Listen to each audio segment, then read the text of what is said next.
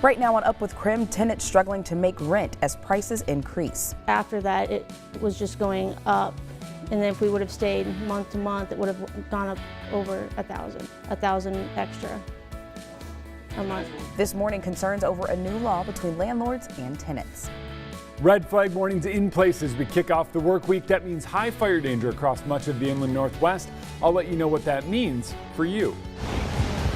Oh my God! Tropical storm Ida is starting to weaken, but the danger remains just as strong.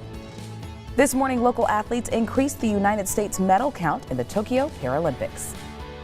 Up with KREM begins now with Tim Pham, Channing Curtis, and Jeremy Legoo.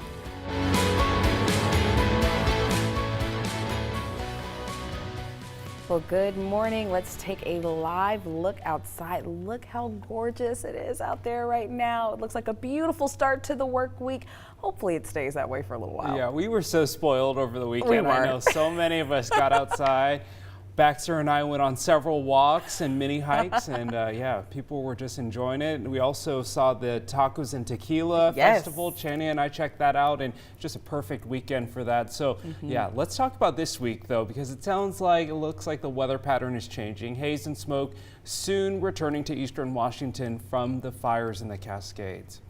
All right, well, we do say good morning. Welcome to Up with KREM on this Monday. I'm Tim Pham. And I'm Channing Curtis. TGIM, everyone. TGIM. Can we get that going? Yes, absolutely. People say that. Yeah. Well, this morning we went to get a check of our current conditions with Jeremy Legoo. Jeremy, you're outside in the Weather Center right now. How's it feeling out there? It feels like a TGIM. I love it. Yeah, it's got that feel. Actually, if I look around, I can see a little bit of that wildfire smoke around us. The current weather pattern is going to actually scoop some of that smoke up, so a lot of it will be over the top of us, not quite working its way down to the ground. So I think we hover near moderate. We'll get to that in just a second, but for now, look, it's a beautiful sunrise. You can see some of the smoke and a little bit of cloud cover off in the distance. Straight overhead, not a cloud in the sky. The moon's still shining bright up there. 56 degrees here in Spokane, so we did get a bit of a temperature drop, but not near as much as other locations. 48 in Coeur d'Alene, 43 in Sandpoint. You're at Deer Park, you're right around 40 this morning. Similar story there in Newport. You move out into central Washington, you're close to 50, 61 by Wenatchee. Air quality currently stays at good. By this afternoon, I do think we trend a little closer to moderate. You saw some of that smoke advecting toward us from over in western Washington. As that smoke moves in, I do think our air quality does drop a bit. You might even smell a little smoke at times, but I think moderate is about the extent of it both today and tomorrow. But as Tim mentioned, we do have a front moving through, and that front plays a big role in our wind. Wind will gust to up near 20 miles per hour here in Spokane, up near 30 in the Columbia Basin. That elevates our fire threat across the region, and for that reason, we have red flag warnings in place from the Cascade Crest, including Leavenworth, Wenatchee, and down into Yakima, through the Tri-Cities, through the Columbia Basin. Does include Grand Coulee, Spokane, and down into Pullman. The Palouse, you guys are in on this as well. It has just been so exceptionally dry for so long that we have ongoing drought conditions, and unfortunately as wind picks up across the region with low humidity, we are looking at that increased risk for fire danger. Not much in the way of cloud cover early on this morning, and as we head into the afternoon, that remains the case. A couple of clouds move through during the middle of the day, but temps top out in the low 80s later on this afternoon. I think 82 is the story today, but we're talking a huge drop in temperatures by tomorrow because of this front. All of those details coming up in just a bit. For Gonzaga students, classes begin tomorrow, and the university is welcoming the second largest freshman class ever with more than 1,300 students. Now, these students are also among the school's most diverse. Meanwhile, there are several changes coming to Gonzaga's campus to help prevent COVID among students.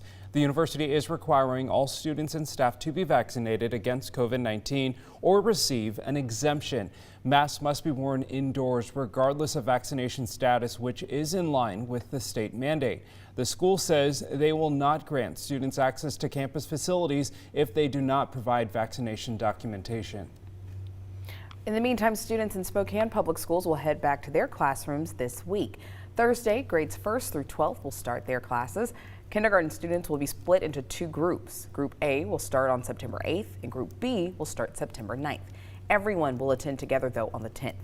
COVID-19 protocols will be in place for all Spokane public schools. So all students and staff members will be required to wear face coverings inside school buildings as well as on the school bus. Now, face coverings are not required while outside or while eating. Teachers must get vaccinated against COVID-19 per the state vaccine mandate. Students won't be required to get vaccinated as many can't receive the vaccine just yet. Now, SPS will be holding a webinar tomorrow night with the most up-to-date information about the return to in-person learning. Well, today, Mead School District will hold a board meeting before students return next week. Yeah, that's right. So this morning we do have Nicole Hernandez joining us live. And Nicole, these meetings have been quite tense over the last couple of weeks, and they've drawn a huge crowd from parents and families. What's on the agenda tonight? Yeah, guys, so the Mead School District Board is meeting tonight at 6 o'clock, and that's happening over Zoom tonight, and a lot is on the agenda for this evening. So some of the things that the school board is going to be addressing and going over is, one, the budget and fees for this upcoming school year, as well as student travel. Now, another thing on the agenda is also public comment for things that aren't on the agenda. That will be specifically happening today as well. Earlier this month, members of the Mead School Board wrote a letter to Governor Inslee and the Washington Department of Health to ask for a, quote, mask optional learning plan. This came after Inslee's mask and vaccine mandate announcement last week.